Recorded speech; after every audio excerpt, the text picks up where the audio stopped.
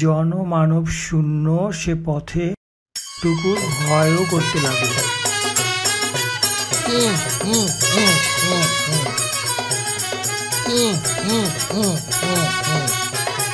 তোমরা শুধু শুধু আমাকে ভয় দেখাচ্ছ কেন?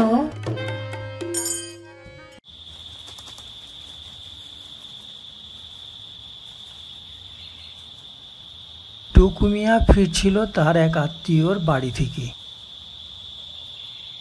পথে একটি বড় নদী পড়ে, সেই নদী পার হয়ে তাকে বাড়ি যেতে হবে। নদী পার হতে খেয়াঘাটে এসেই বাঁধল বিপত্তি। খেয়াঘাটের মাঝি নৌকা নিয়ে কোথায় চলে গিয়েছে, তার অপেক্ষায় টুকু মিয়া খেয়াঘাটের ঠায় বসে থাকলো দীর্ঘক্ষণ। মাঝি আর আসে না। যখন আসলো তখন বেলা পড়ে গেছে। নদী পার হয়ে এপারে যখন নামলো তখন সন্ধ্যা হয় হয় অবস্থা।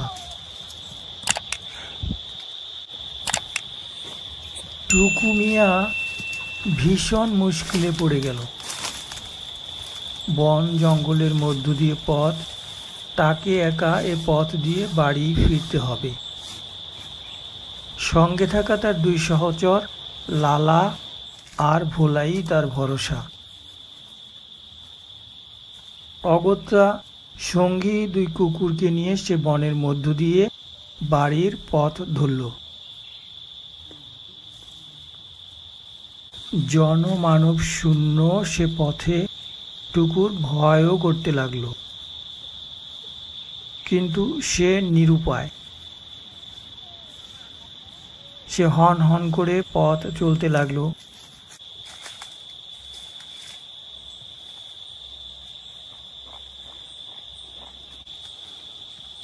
বনের মাঝামাঝি আসতেই চারদিক কেমন ঘন অন্ধকারে ছেয়ে গেল।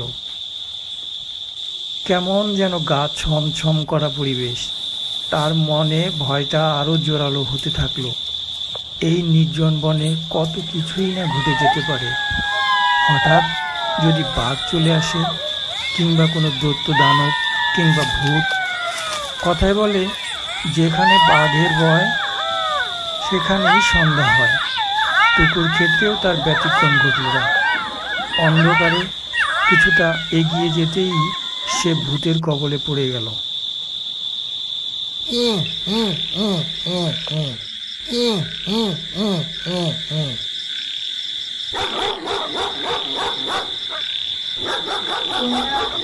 আমার পথ আটকে রেখেছ কেন? তুই যাও তোমরা। আমরা আজ তোর ঘর মটকাবো। আমাকে ঘাড় মটকাবে কেন? আমি তোমাদের কি ক্ষতি করেছি? আমরা তো এমনিতেই মানুষের ঘাড় মটকাই, ভয় দেখায়।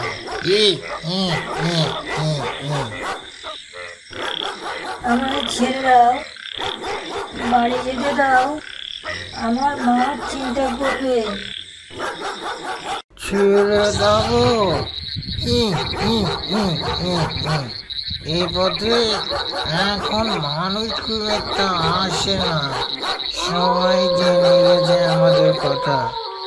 আজ অনেক দিন পর তোকে পেলাম। বাবা, ওই মানুষটার মগজ আমার দিবে বাবা। আমি ওর মগজ মুখে মাখবো, ওটা নাকি ফর্সা হয়। আচ্ছা দেবো খন। তোমরা শুধু শুধু আমাকে ভয় দেখাচ্ছ কেন? আমি তো ছোট মানুষ। ভয় দেখানোই তো আমাদের কাজ। মানুষকে ভয় দেখাতে আমাদের ভালো লাগে, মজা পাই। তাই সারা রাত ঘুরে ঘুরে খারাপ মানুষদের ভয় দেখায়। আমি তো খারাপ মানুষ না। আমি স্কুলে যাই, বাবা মায়ের কথা শুনি, তাদের সাথে ঝগড়া করি না। হ্যাঁ বাবা, ও তো স্কুলে যায়, আমি দেখেছি। ওদের স্কুলের পিছনের ঝাউ গাছে আমি লুকিয়েছিলাম, ওদের পড়তে দেখেছি। আমি পড়ালেখা করি, তোমরা আমাকে ছেড়ে দাও, তোমাদের অনেক খাবার দেব। শোনো কথা, খাবার দিবে আমাদের। ওসব খাবার টাবার দিয়ে কি করবো আমরা? আমরা তো খাবার খাই না, আমরা বাতাস খাই, বাতাস। না হলে টাকা নিয়ে অনেক টাকা দেব। টাকা দিয়ে আমরা কি করবো? আর কি বা কিনবো? আমাদের মানুষের মতো টাকা দরকার হয় না। আমরা যা চাই সব আমাদের সামনে হাজির হয়। আমরা ভূত কিনা তাই। না হয় অন্য কিছু, যা চাই। আমি ওদের স্কুলে পড়বো বাবা, ওকে বলে দাও, ওদের স্কুলের স্যারকে বলে দিতে। আমি ওকে স্কুলে পড়তে সাহায্য করতে পারি, আমায় বাড়ি যেতে দাও। আমি ওদের স্কুলে পড়বো বাবা, ওদের স্কুলে কত কিছু শেখায় আমি দেখেছি। কি কি শেখায়?